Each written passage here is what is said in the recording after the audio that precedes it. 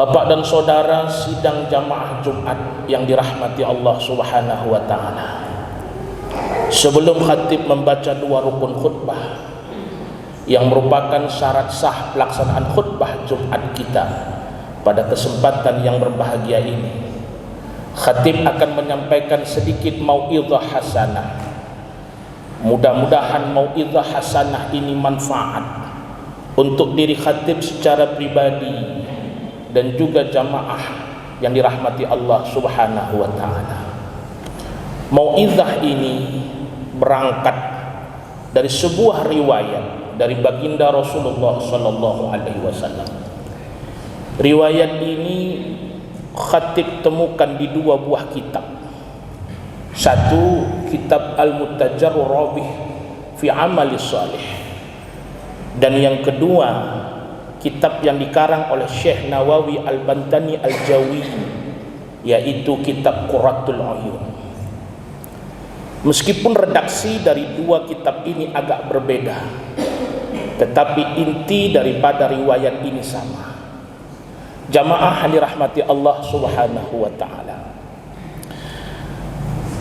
Rasulullah sallallahu alaihi wasallam jamaah pernah bersabda, "Inna fil jannati," sesungguhnya di dalam surga nanti, kata Rasulullah sallallahu alaihi wasallam, "li ghurfat," ada bilik, ada kamar, ada ruangan, yang bilik dan ruangan itu luar biasa fasilitas di dalamnya, lux, mewah, megah, hebat.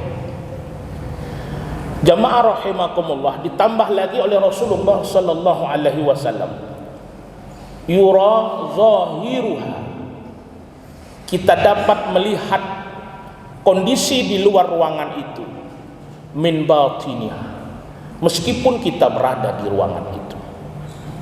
Sebaliknya jamaah rahimakumullah, kita juga bisa melihat kondisi di dalam ruangan itu meskipun kita berada di luar ruangan itu. Jamaah rahimakumullah, kemudian sahabat bertanya kepada Rasulullah sallallahu alaihi wasallam, "Liman ya Rasulullah?" Itu ruangan yang begitu megah, hebat, fasilitas lengkap, menarik sekali, disediakan Allah Subhanahu wa taala dalam surga Allah, tentunya untuk hamba-hamba Allah yang memiliki amalan kelas atas hingga mendapatkan ruangan VVIP seperti itu. Jamaah rahimakumullah, Rasulullah kemudian menjawab, tidak, amalannya biasa-biasa saja. Tapi dengan amalan yang biasa-biasa saja dan sederhana itu, hamba ini mendapatkan kenikmatan luar biasa dalam surganya Allah Subhanahu wa taala. Sahabat bertanya, "Rasulullah, apa amalan sederhana, amalan biasa-biasa saja dari seorang hamba ini hingga membuat dia mendapatkan kelas VVIP dalam surganya Allah Subhanahu wa taala, mendapatkan ghurfah, tempat teristimewa dalam surganya Allah Subhanahu wa taala?" Jamaah rahimakumullah, Rasulullah sallallahu alaihi wasallam kemudian bersabda, kata Rasulullah sallallahu alaihi wasallam, ruangan ini diperuntukkan khusus alladzina yut'imuna at-ta'am, untuk orang-orang yang gemar membagikan rezekinya, membagikan hartanya untuk berbagi dengan sesama.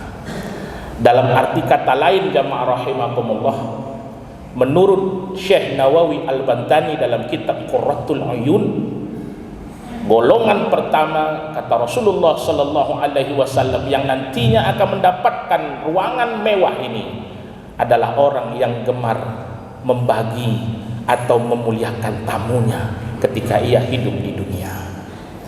Jamaah rahimakumullah, kalau kita lihat sederhana saja amalannya, memuliakan tamu dan juga membagikan sebahagian rezeki kepada orang lain. Ini kan amalan yang sederhana, tapi kemudian faedahnya luar biasa. Jamaah rahimakumullah, Rasulullah sallallahu alaihi wasallam bersabda, "Man, barang siapa at'ama akhuhun, yang memberikan makan saudaranya itu khubzan, walaupun hanya sepotong roti, tak mewah-mewah, ia bagikan rezeki untuk saudaranya, meskipun hanya sepotong roti, tapi dengan sepotong roti kenyang saudaranya, bahagia hatinya, tertolong jiwanya." Jamaah rahimakumullah, Allah subhanahu wa ta'ala menggaransi orang ini ba'idun, dijauhkan oleh Allah subhanahu wa ta'ala dari nerakanya Allah subhanahu wa ta'ala 7 parit jauhnya. Dalam kitab Mutajirul Rabih fi amali salih disebut 7 parit jauhnya. Sahabat bertanya, "Ya Rasulullah, kalau cuma 7 parit, dekatlah ya Rasulullah." Rasul menjawab, antara satu parit dengan parit yang lain jaraknya 7.000 tahun perjalanan. Maka 7 kali 7.000, 49.000 tahun Allah jauhkan jarak kita dari nerakanya Allah subhanahu wa ta'ala. Karena hal sepele, hal sederhana. Apa itu?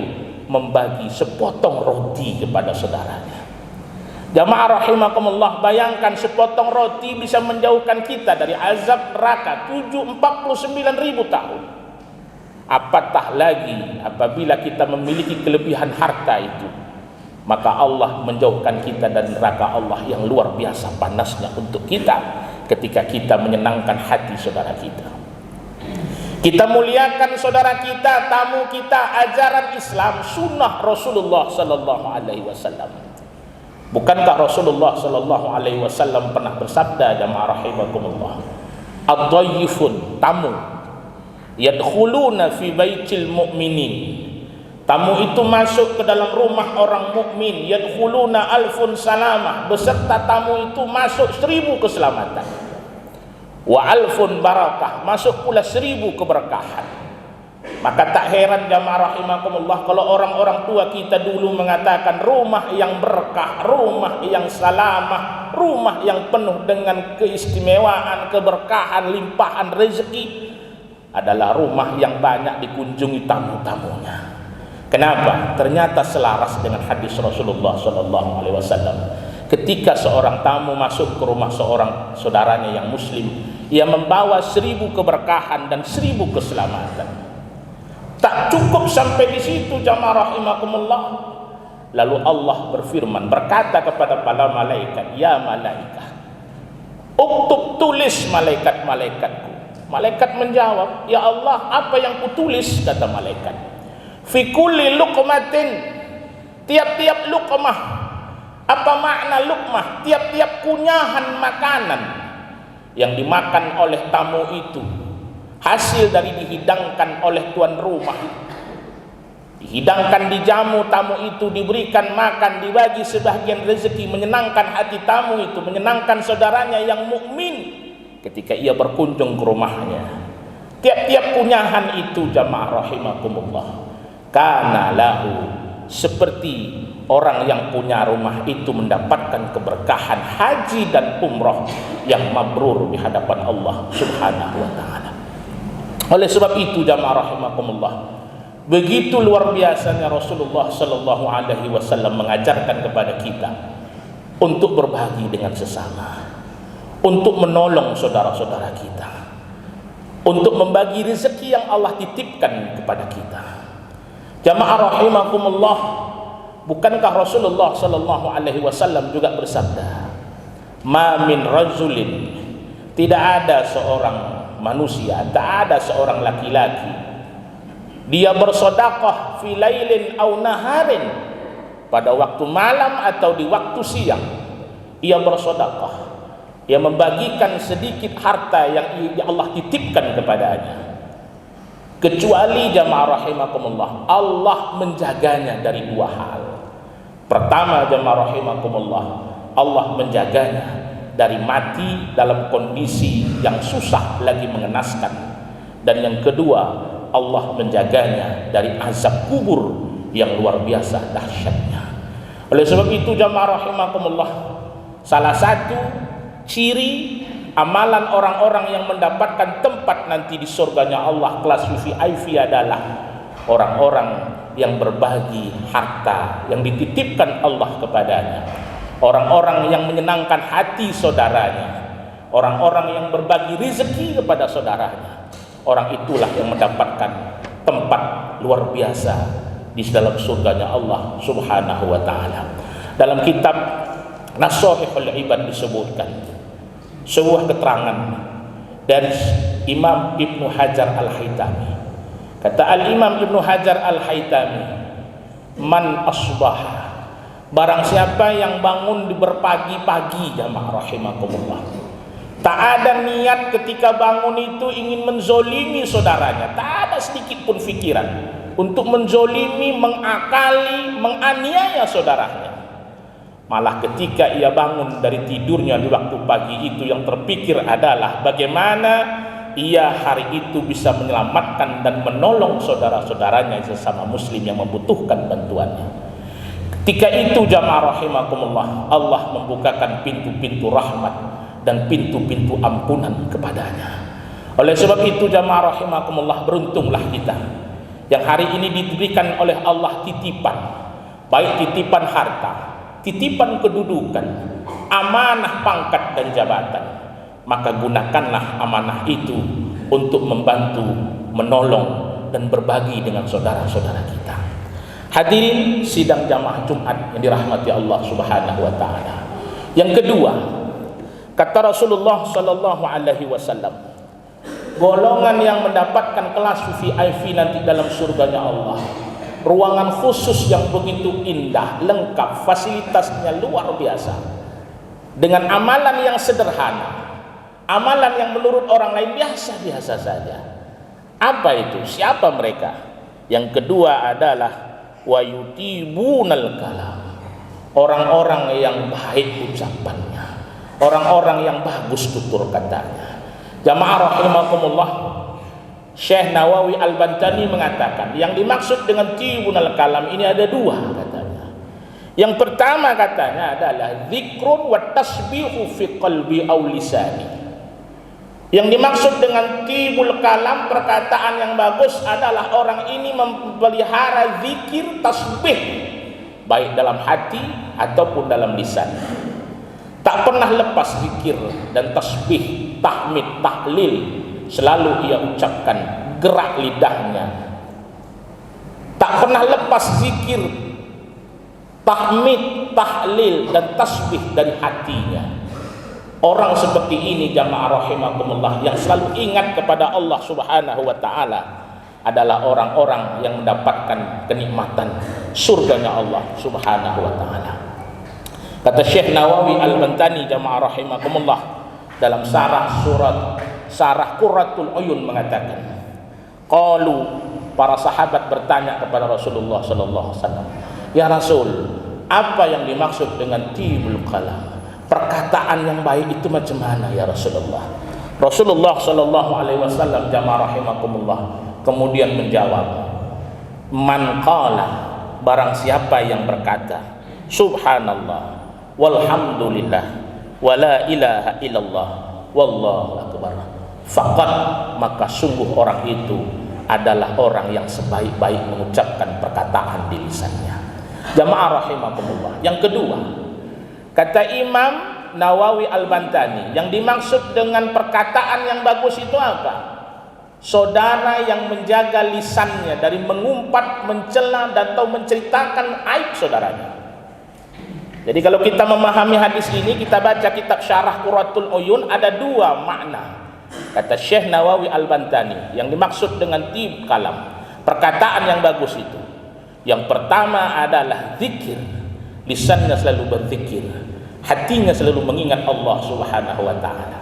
Dan yang kedua, makna perkataan yang baik adalah lidahnya selalu terjaga dari menceritakan, mengumpat, menjelek-jelekkan saudara-saudaranya. Jamaah rahimakumullah, bukankah Rasulullah sallallahu alaihi wasallam pernah bersabda, mangkana, barang siapa yang beriman kepada Allah dan yaumil akhir. Man kana yu'minuna billah wal yaumil akhir. Barang siapa yang beriman kepada Allah, beriman kepada hari akhir, falyaqul khairan, dia mengucapkan kata yang baik-baik saja untuk saudaranya. Kalau tak ia ucapkan kata yang baik-baik, auliyasmut, atau dia kunci mulutnya dari menceritakan kejelekan atau membongkar-bongkar aib saudaranya. Jamaah rahimakumullah, Rasulullah pernah bersabda, la yadkhulunal jannah, tak akan masuk surga. Siapa itu ya Rasulullah? Al-qatatun, si katat, kata Rasulullah. Sahabat nanya, katat itu apa ya Rasulullah? Katat itu adalah orang yang namimah, orang yang menceritakan aib saudaranya, mengadu-adu domba saudaranya. Jamaah rahimakumullah, ada sebuah riwayat dalam kitab Muslim, Sahih Muslim. Suatu ketika, jamaah rahimakumullah, riwayat ini juga ada dalam Sunan At-Tirmidzi. Jamaah rahimakumullah, suatu saat Rasulullah lewat di kuburan Baqi. Tiba-tiba Rasulullah sallallahu alaihi wasallam berhenti, jamaah rahimakumullah. Diambilnya pelepah kurma, dibagi dua, pelepah itu dibelah, ditancapkan di dua kubur yang berbeda. Sahabat terheran-heran lihat apa yang dibuat Rasulullah sallallahu alaihi wasallam. Lalu sahabat nanya, "Ya Rasulullah, kok ditancapkan pula pelepah kurma di atas dua kubur ini?" Rasulullah menjawab, "Kalian tak mendengar apa-apa?" "Tak ku dengar Rasulullah, apapun tak ku dengar," kata sahabat. "Rupanya apa kejadian ya Rasulullah?" Sahabat balik nanya sama Rasulullah. Rasulullah menjawab, "Ini dua orang dalam kubur sedang diazab oleh malaikatnya Allah Subhanahu wa ta'ala." Sahabat bertanya lagi, "Ya Rasul, apa sebab ini dua orang diazab malaikat?" Jamaah rahimakumullah, ada dua sebabnya. Apa ya Rasulullah? Pertama, orang ini, laki-laki ini, kata Rasulullah, ar-rijalun, laki-laki, ayabula, orang ini kencing, fahuwa qaim, kencingnya berdiri, kata Rasulullah SAW. Kalau buang air kecil berdiri terus dia, buang air kecil berdiri, tak berjongkok dia. Padahal kitab-kitab tasawuf, Bidayatul Hidayah, Ihya Ulumuddin, atau kitab-kitab lain, bahkan kitab-kitab fikih mengajarkan kepada kita salah satu cara adab bagi seorang muslim laki-laki ketika ia buang air seninya, salah satu adabnya adalah dengan berjongkok, jamaah rahimakumullah. Tapi laki-laki ini kekal berdiri dia ketika buang air kecil hingga diazab malaikat dalam kuburnya. Yang kedua ya Rasulullah, apa sebab? Ini laki-laki namimah ini, kata Rasulullah. Apa itu namimah ya Rasul? Dia ketemu sama si A, dia jelekkan si B. Ketemu sama si B, dia jelekkan si A. Yang bagus cuma dirinya sendiri. A dan B sama-sama buruk. Tujuannya apa ya Rasulullah? Tujuannya agar si A dan B tak berkekalan mereka berhubungan baik, putus tali silaturahim mereka gara-gara ucapan dan omongan saudaranya ini. Orang seperti ini, jamaah rahimakumullah, ternyata diazab malaikat dalam kuburnya. Kenapa? Pertama, ia tak bisa menjaga taharah, kebersihan ketika ia hidup di dunia. Dan yang kedua, jamaah rahimakumullah, bukan hanya taharah secara jasad yang ia tak bisa jaga, tapi batin dan lisannya juga tak ia bisa jaga untuk menceritakan aib dan kekurangan saudara-saudaranya. Tapi sebaliknya, jamaah rahimakumullah, orang yang menjaga lisannya, nanti di yaumil akhir orang itu akan mendapatkan keberkahan surga, tempat yang nikmat di sisi Allah Subhanahu wa ta'ala. Jamaah rahimakumullah, yang ketiga, yang terakhir, amalan sederhana yang kemudian mengantarkan orang ini dalam satu tempat, ghurfah yang luar biasa mewahnya dalam surga Allah. Apa amalannya? Wa yusalluna bilailan wan nasi niyamin. Orang ini salat di waktu malam, padahal ketika itu banyak manusia sedang terlelap tidur, begitu nyenyaknya. Orang ini gemar betul menjaga salat tahajudnya. Orang ini bergemar betul menjaga salat qiyamul lailnya. Tak ia tinggalkan, jamaah rahimakumullah. Rasulullah sallallahu alaihi wasallam bersabda, jamaah rahimakumullah, afdhalus siyam, seafdal puasa itu ba'da Ramadan, setelah puasa Ramadan adalah puasa di bulan haram. Dan seafdal salat sesudah salat fardhiyah adalah salatul qiyamul lail, salat malam jamaah rahimakumullah. Maka tak heran jamaah rahimakumullah kalau kita membaca kitab tafsir Khazin jilid keempat juzuk yang kelima. Jamaah rahimakumullah, dalam tafsir Khazin jilid keempat juzuk kelima disebutkan sebuah riwayat dalam surah Abbasah. Jamaah rahimakumullah, wujuhu yawma idzim musfirah, wajah orang-orang ketika itu musfirah, bercahaya, indah. Dalam tafsir Khazin disebutkan badrul kamar, indah seperti bulan purnama, bersinar luar biasa wajah orang itu. Jamaah rahimakumullah, dhahikatum mustabsirah, bukan hanya wajahnya yang indah dipandang, berseri-seri laksana bulan purnama, dhahikatum mustabsirah, tapi senyuman indah tersungging di bibirnya. Orang lain pada susah, gelisah, wajahnya tertunduk, macam tertutup debu hitam, kegelisahan luar biasa, menanti hari mizan, hari ditimbang amal ibadah, amal perbuatan di dunia. Tapi orang ini gembira malahan, wajahnya berseri-seri. Dalam Khazin disebutkan ada satu riwayat yang bertanya kepada Rasulullah, ya Rasul, ini amalan orang ini apa ini di dunia?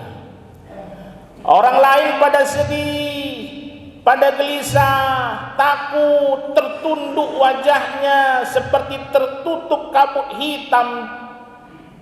Tapi orang ini malah gembira, wajahnya cerah, senyum tersungging indah di bibirnya. Amalannya apa ya Rasulullah? Hingga dia punya wajah begitu cerah di yaumil akhir nanti. Rasulullah menjawab, 3 amalan orang ini. Apa ya Rasulullah? Pertama, bidawamil wudu, ia menjaga wudunya, tak pernah lekang, lepas wudu dari dirinya. Ketika ia batal wudu, segera ia berwudu kembali. Ketika ia batal wudu, segera ia berwudu kembali. Ia jaga wudunya. Yang kedua ya Rasulullah, apa amalannya? Liqiraatil Quran, matanya tak pernah lepas dari menatap Al-Quran, matanya tak pernah lepas dari membaca Al-Quran. Bukan matanya tak pernah lepas dari membaca koran dan juga melihat baris tulisan berita di koran, tapi ia selalu sibuk dengan menyibukkan diri membaca Al-Quran. Fenomena zaman sekarang jamaah rahimakumullah, seolah-olah orang kalau sehari tak membaca koran, sehari tak membaca berita, maka seolah-olah ia ketinggalan zaman. Tapi ia lupa, ia lalai, sehari dia tak menyentuh Al-Quran, sehari dia tak membaca Al-Quran, sehari dia tak mentadabbur Al-Quran. Biasa-biasa saja hatinya, biasa-biasa saja jiwanya. Padahal Al-Quran nantinya yang akan memberikan syafaat keberkahan untuknya ketika ia kembali ke hadirat Allah subhanahu wa ta'ala. Yang ketiga jamaah rahimakumullah, amalan orang yang nanti di yaumil akhir wajahnya bersinar indah terang laksana bulan purnama adalah orang ini selalu sholat di tengah malamnya. Orang lain pada tidur mendengkur di bawah selimut yang hangat di tengah malam yang gelap, tapi orang ini bangkit dari tidurnya. Ia lawan rasa kantuknya, ia lawan dinginnya malam. Ia ambil air wudhu yang dingin, ia bentangkan sajadah, ia sujud di hadapan Allah, menangis dan merintih, memohon Allah ampunkan dosa-dosanya. Orang inilah jamaah rahimakumullah yang nantinya akan mendapatkan tempat yang super istimewa dalam surganya Allah subhanahu wa ta'ala. Mudah-mudahan jamaah rahimakumullah, kita semua yang hadir dalam majelis ini adalah orang-orang yang mendapatkan keberkahan-keberkahan itu, orang-orang yang mendapatkan nikmatnya kelas istimewa dalam surganya Allah subhanahu wa ta'ala. Amin ya rabbal alamin. Alhamdulillah, alhamdulillahi rabbil alamin, wa bihi nasta'inu ala umuri dunya waddin. Asyhadu an la ilaha illallah wahdahu la syarikalah wa asyhadu anna Muhammadan abduhu wa rasuluhu la nabiyya ba'dah. Allahumma salli ala sayyidina Muhammadin wa ala alihi wa sahbihi ajma'in. Ibadallah, ittaqullaha haqqa tuqatih wa la tamutunna illa wa antum muslimun. Bismillahirrahmanirrahim. Qul huwallahu ahad, Allahus samad, lam yalid wa lam yulad wa lam yakul lahu kufuwan ahad. Barakallahu li wa lakum fil Qur'anil Karim wa nafa'ni wa iyyakum bima fihi minal ayati wa dzikril hakim. Aqulu qawli hadza wastaghfiruhu innahu huwas samiul basir.